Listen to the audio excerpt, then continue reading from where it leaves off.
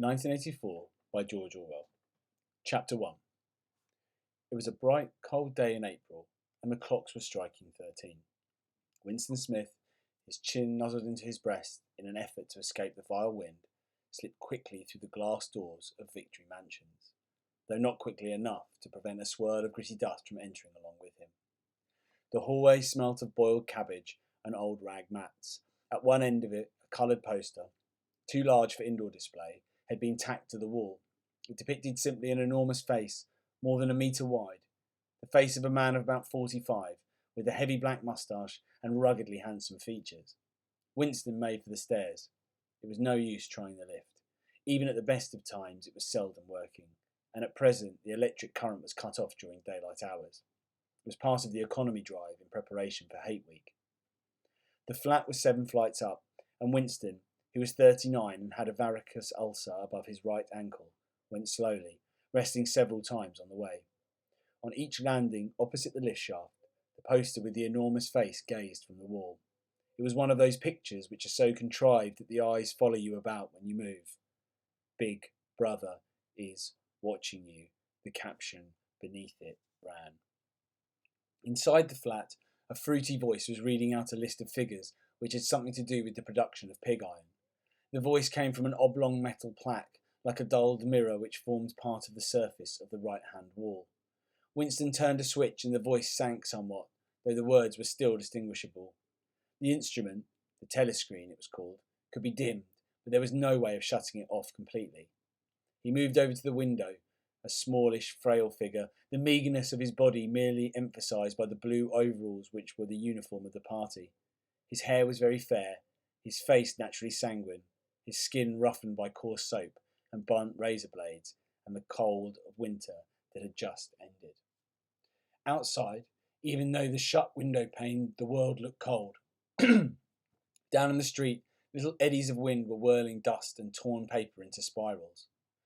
And though the sun was shining and the sky a harsh blue, there seemed to be no colour in anything, except the posters that were plastered everywhere.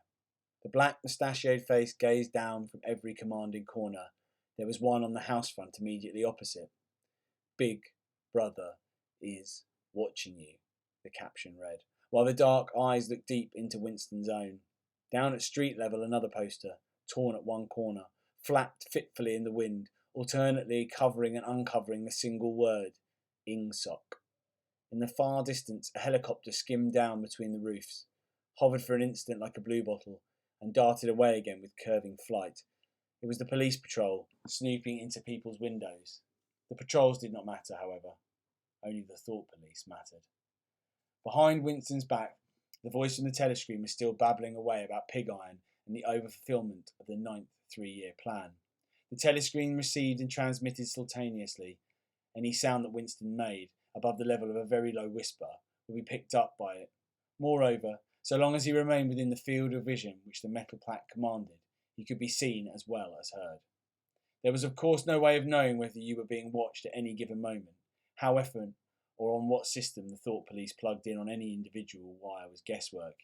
It was even conceivable that they watched everybody all the time, but at any rate they could plug in your wire whenever they wanted to.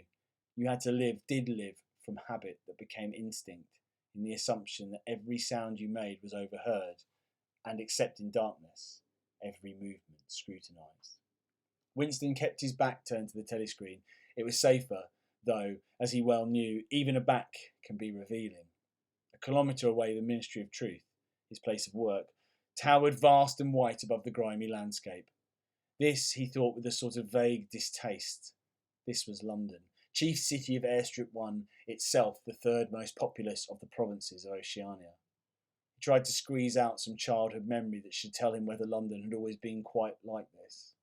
There were always these vistas of rotting 19th century houses, their sides shored up with balks of timber, their windows patched with cardboard, and their roof with corrugated iron, their crazy garden walls sagging in all directions, and the bombed sites where the plaster dust swirled in the air and the willow herb straggled over the heaps of rubble, and the places where the bombs had cleared a larger patch and there had sprung up sordid colonies of wooden dwellings like chicken houses.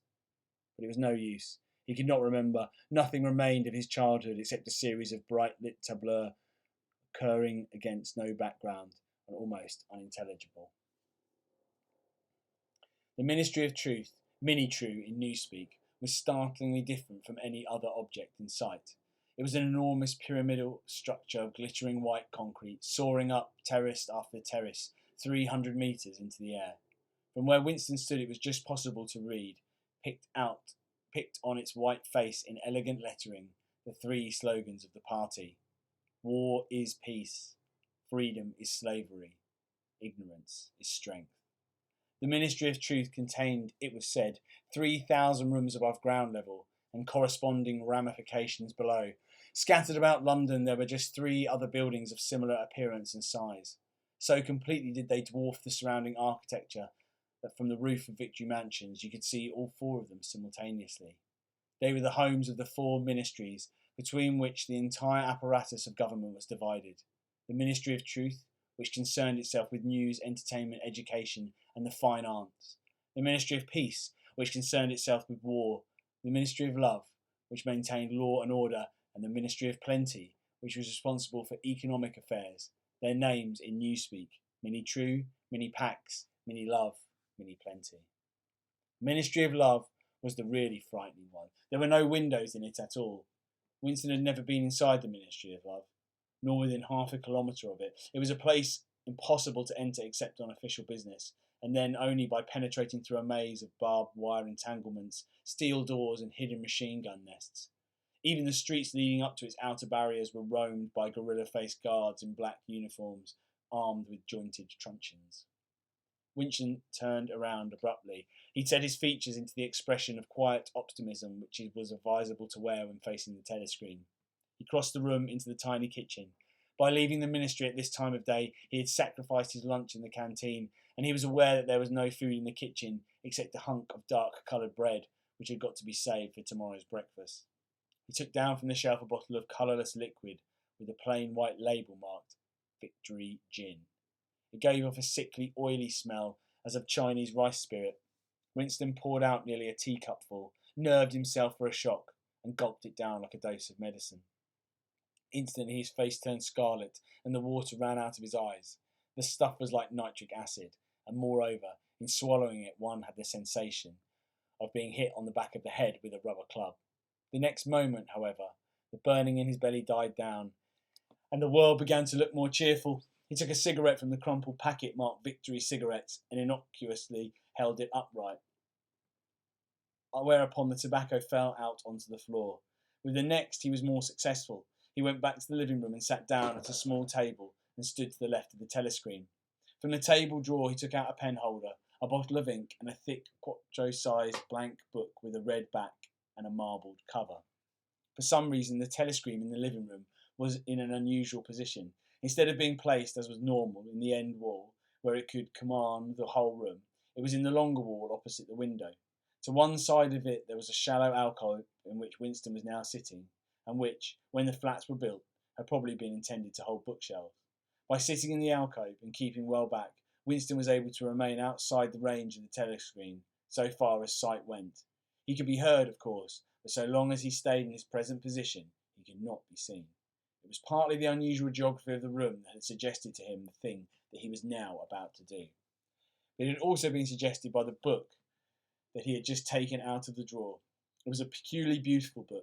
Its smooth, creamy paper, a little yellowed by age, was of a kind that had not been manufactured for at least 40 years past. He could guess, however, that the book was much older than that. He had seen it lying in the window of a frowsy little junk shop in a slummy quarter of the town, just what quarter he did not now remember, and had been stricken immediately by an overwhelming desire to possess it. Party members were supposed not to go into ordinary shops, dealing on the free market it was called, but the rule was not strictly kept, because there were various things such as shoelaces and razor blades which it was impossible to get hold of in any other way. He'd given a quick glance up and down the street and had slipped inside and bought the book for $2.50. At the time he was not conscious of wanting it or for any particular purpose. He carried it guiltily home in his briefcase. Even with nothing written in it, it was compromising possession. The thing that he was about to do was to open a diary. This was not illegal. Nothing was illegal since there were no longer any laws. But it detected, it was reasonably certain, that it would be punished by death, or at least by 25 years in a forced labour camp. Winston fitted a nib into the pen holder and sucked it to get the grease off.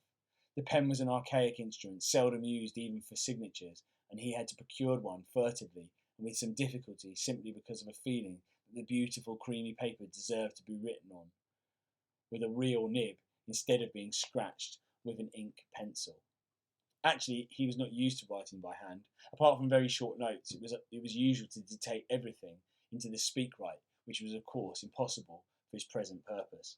He dipped the pen into the ink and then faltered for just a second. A tremor had gone through his bowels. To mark the paper was a decisive act. In small, clumsy letters he wrote, April 4th, 1984. He sat back. A sense of complete helplessness had descended upon him. To begin with, he did not know with any certainty that this was 1984. It must be around about that date, since he was fairly sure that his age was 39, and he believed that he had been born in 1944 to 1945. It was never possible nowadays to pin down any date within a year or two. For whom, it suddenly occurred to him to wonder, was he writing this diary? For the future? For the unborn? His mind hovered for a moment round the dutiful date on the page, and then fetched up with a bump against the newspeak word, doublethink. For the first time the magnitude of what he had undertaken came home to him. How could he communicate with the future? It was as of its nature impossible. Either the future would resemble the present, in which case it would not listen to him, or it would be different from it, and his predicament would be meaningless. For some time he sat gazing stupidly at the paper. The telescreen had changed, over to strident military music. It was curious that it seemed not merely to have lost the power of expressing himself, but even to have forgotten what it was that he had originally intended to say. For weeks past he had been making ready for this moment. It had never crossed his mind that anything would be needed except courage. The actual writing would be easy. All he had to do was to transfer to paper the interminable restless monologue that had been running inside his head, literally for years. At this moment, however, even the monologue had dried up. Moreover, his varicose ulcer had begun itching unbearably. He dared not scratch it, because if he did so it would always become inflamed. The seconds were ticking by. He was conscious of nothing except the blankness of the page in front of him, the itching of the skin above his ankle, the blaring of the music, and a slight booziness caused by the gin. Suddenly he began to write in sheer panic, only imperfectly aware of what he was setting down. His small but childish handwriting straggled up and down the page, shedding first its capital letters and finally even its full stops. April the 4th, 1984, last night.